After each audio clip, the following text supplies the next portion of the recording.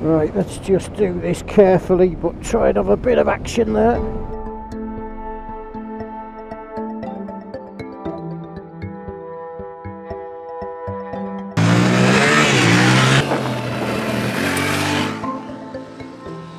Okay, so how did that 200-mile plus adventure involving riding this, the Tenere 700 World Raid, on both road and off-road, go?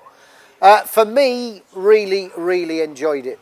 Let's start with the changes that have been made, or the changes that make this bike differ from the standard one.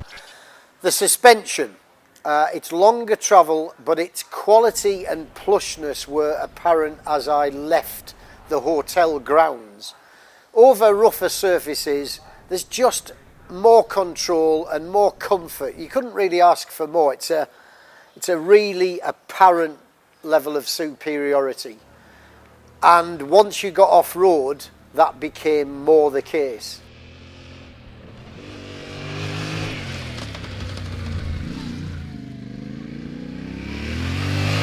Lot cooler, but you've got to watch this stuff. It's bloody loose as, and you don't want a 200 kilo bike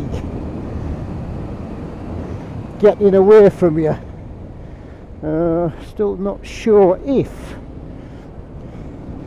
there's any traffic coming. Good stuff, man. Of course, with this bigger tank you can do this sort of thing more remotely from civilization. But I mean, the tank capacity is just about 5 gallons, so you're going to do 250, 300 miles on a tank full. It's probably going to cost you 45 quid to fill it up, mind you. Oops, right, that's a right hand turn. On the standard bike, which I rode a few days before I came out to ride this, over at the Joneses Off-Road Adventure. It's the Yamaha Off-Road Experience Centre, actually. I enjoyed the standard Tenere, but we did find when we pushed the rear shock particularly, it would bottom out and just feel not so much hazardous, but a limit to your riding. That does not occur on this bike. Much more control all the way through its stroke. And together with that plushness to give extra comfort, I think it's a winner. The other main difference is the fuel tank size. It's a 23 litre twin tank arrangement now. I'm really focused on and find it a really important issue, a tank range. Bikes that can do less than 150 miles, particularly adventure bikes, just cannot get my vote. This will do between about 250 and 300 if you're careful. Okay, it adds weight to the bike. It's an extra 16 kilos that you're carrying now, but that's a wet weight. It's 220 kilos wet, and that's when the fuel tanks are full. You've got the choice, of course, whether you want to fill them or not, but that extended range is a real winner for me. And let's face it, if you're going to ride in the middle of nowhere where fuel stations are a bit rare to be seen, that's another bonus. The all-in steering damper, to be honest, I didn't adjust it and I didn't notice its effect. I didn't have any instability at all, so clearly that's working, but I never have on the standard bike either. The other main difference are the clocks. It's got a TFT dash now. It's a 5-inch TFT dash. That carries a lot of information, and you can select a lot of different bits of information and make lots of different adjustments. You can adjust the way it's displayed, and you can, via the switch gear on the right, go through the menu and alter the ABS now. On the old bike, it was ABS front and rear or not at all. You switched off both ends. Now you can select the rear to be switched off, so you can slide it into corners. Do you know what? I went for that. I left the front ABS on, and I really felt confident braking hard into some of the sharper corners when I was losing a lot more speed. And though the trails that we were on yesterday were hard pack, and reasonably easy to navigate if you have a bit of experience like me. There was quite a lot of surface shale to make them slippery, and I think that option of leaving the front ABS on really helped me. It helped my confidence. You know, I'm new to this bike. I got a long day on it yesterday, but I'd still need to ride it a lot more before I sort of came up with my final ABS choice. But the fact that I could have it save me, or have the potential to save me, was something I really welcomed. The engine is the same as it always was. We were talking to one of the sort of designer stroke marketing chaps, an expert from behind the scenes at Yamaha, and he said they've deliberately made it and capped it at 72 horsepower so it never becomes intimidating. A lot of adventure bikes are carrying and making big power these days, and as he quite rightly said, that's fine if you've got a lot of experience and you know what you're doing, but if you don't, they can get you into hot water before you know it. This always felt, I nearly said docile, but that wouldn't do it any justice really, because it is powerful and it is responsive. That cross-plane crank arrangement just gives it a nice, sharp initial throttle response, which is quite important when you're off-road, because you need that sort of response to maintain best control. But I like the fact that it never got scary. You know, you can use handfuls of throttle, and the linear and very, I don't know, a civilized way that it makes its power up to just 72 horsepower is really welcome, particularly when the conditions get a bit sketchy.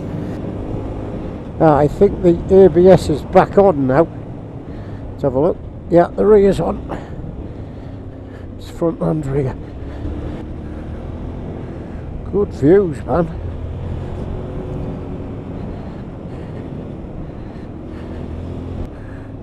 It's a bit slippery, this.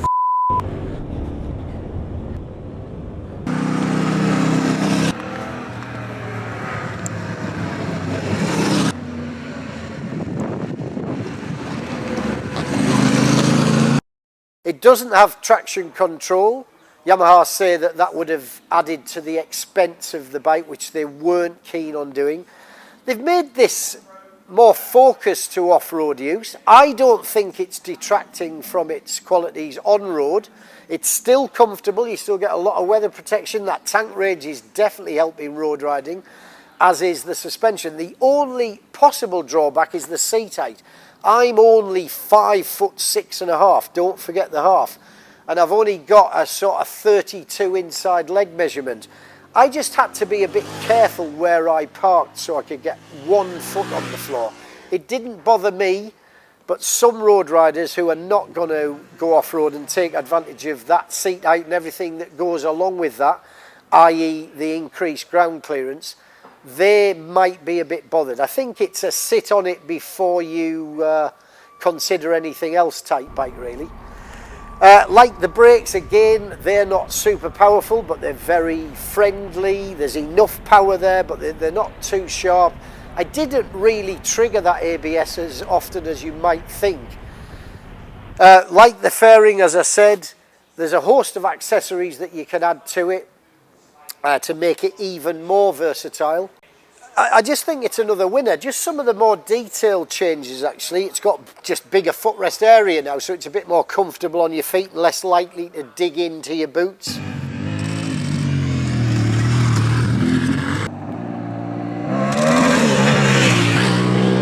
You get the picture. This is not a radical change, and that's good in many ways, because the existing bike is very good.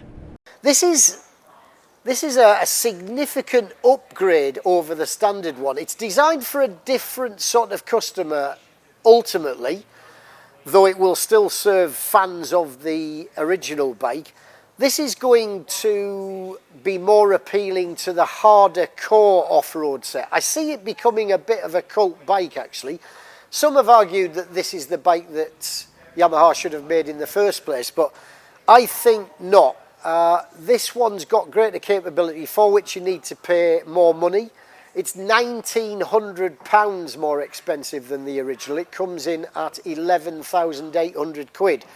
I'd say Whether it's worth it is up to you, but I'd say the extra is justified given the level of extra equipment and the suspension particularly. You need to pay quite a bit of extra to get good suspension these days. And I think all added up, that extra cost can be justified.